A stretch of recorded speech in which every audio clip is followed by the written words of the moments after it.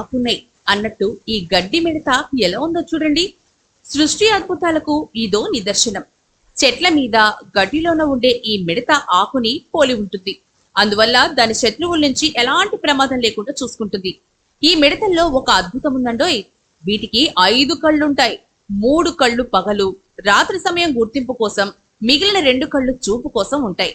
ఈ 2 కళ్ళు కొన్ని లక్షల కటకాలను కలిగి ఉంటాయి. ఏ వైపైనా చూడగలవు. వెనుక వైపు తనకు శత్రువున్నా మిడత తన కళ్ళు తిప్పకుండానే చూడగలదు. దీనికి చెవులు కూడా కడుపు భాగం కింద వెనక కాళ్లకు దగ్గరగా ఉంటాయి. ఇలాంటి విచిత్ర శరీర నిర్మాణం మిడతలకే ఉంటుంది.